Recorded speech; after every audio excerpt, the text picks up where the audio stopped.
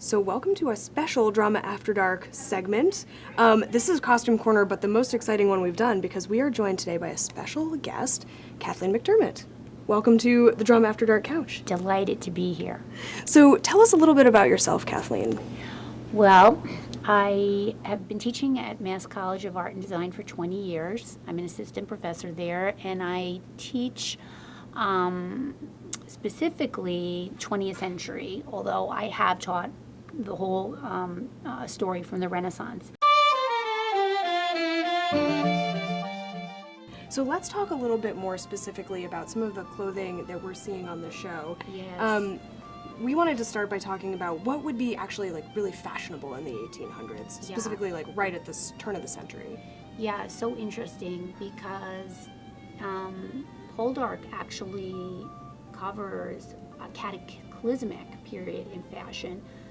The French Revolution did away with all kinds of finery in men's and women's clothes.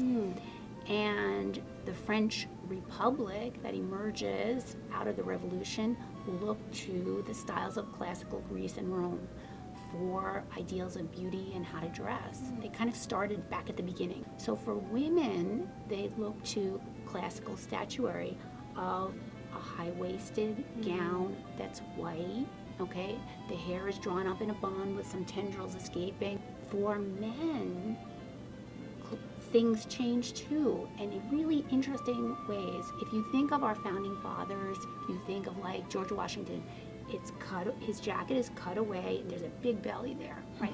We call it the pear-shaped body. The new man, circa 1800, is an inverted triangle, and this is based again on classical statuary. Broad shoulders, narrow waist, slim hips. It's a real, what we call manly physique, okay? And one of the cool things in Poldark is the final shot of him going out into the beach. We see that shape.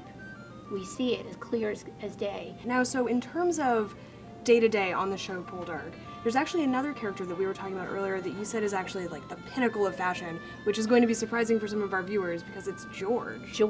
George is wearing the absolute, up-to-the-minute men's hairstyle, which is called a la Titus, a Roman emperor.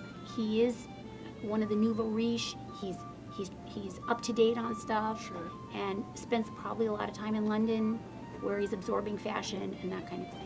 And then by contrast, you had mentioned that the characters that are still wearing wigs at this time, very out of fashion. Great example is George's Uncle Carrie, who is pretty old-fashioned. Right, it definitely signals to us, old-fashioned person with old-fashioned ideas. So out in Cornwall, we're gonna be behind the times, and we're gonna be kind of drab.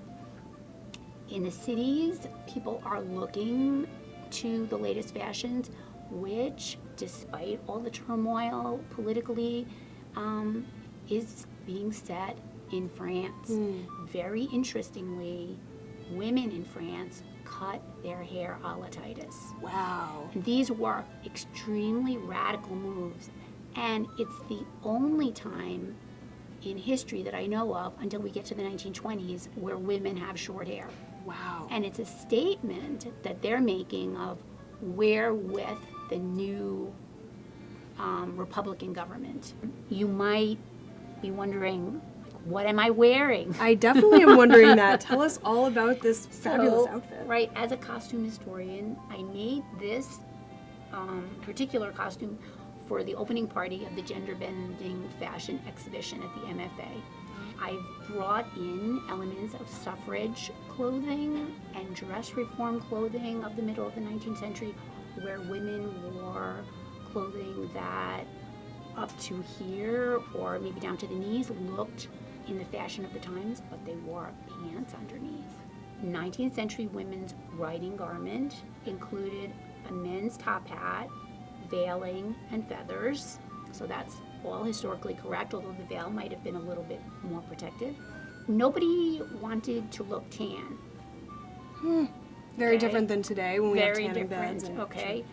Tanning meant if you were tan, it meant you were outside working in the fields doing manual labor. If you were pale, that meant you were a lady of leisure. in no event, if you go outside, would you not have some sort of protective veiling, especially if you were riding a horse. And so my costume's kind of referencing all of those things. Let's talk a little bit about the elephant in the room, which is Ross Poldark. We have this long hair, he's got a little bit of stubble, which you were mentioning earlier is like a really big no-no fashion-wise at this time. So you were asking earlier why that might be. Do you have some thoughts on that?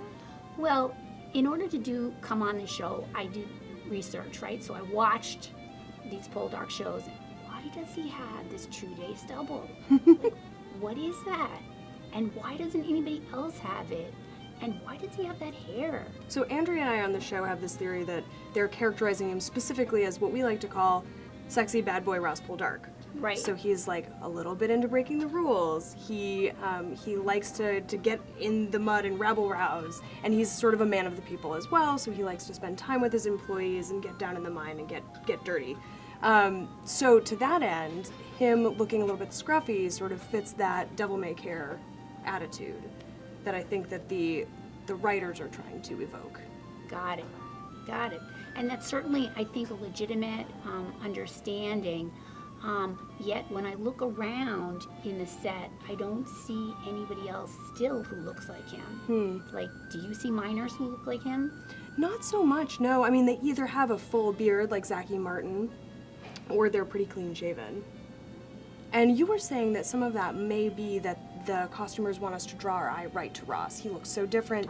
Clearly he's our hero. He's our hero or our anti-hero, because we were talking about the fact that Ross is deep, right? He could be a double agent.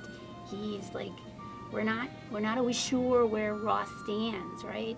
But one thing is true, we can't take our eyes off him. Sure. Right? There he is, the hunk. Always right? watching. Yes. In many, many instances of costume drama, you have the main characters dressing in some way that speaks to us as contemporaries, whereas the lesser characters carry a lot more weight in terms of accuracy. A great example that you actually sent me over email, which I thought was really interesting, was looking at characterizations of Cleopatra over the years. Yes, Claudette Colbert playing Cleopatra. She's got these incredibly long pencil eyebrows that people had in the 30s, and her lips are what are called bee-stung. They're these little shape lips that are the part of the makeup look of the 30s. And she's shining everywhere like Art Deco sheen. Then you compare, you fast forward to 1963, and I sent you the photo of Liz Taylor. Iconic. She's got a bouffant hairdo, and it's completely of 1963 because it's what Jackie Kennedy wore a couple of months earlier at a state function. I'm now curious to go back and watch all of my historical drama favorites and say like, oh, when was this made? What was popular then? That'd be a really interesting side-by-side sort of slide. I think if people in 2050 looked back on Poldark, they would say it was made around 2019 or 2020 just by looking at Ross's face. Huh, that's fascinating. Well, thank you so much for joining us. This has been really fun. It has been fun, thank you.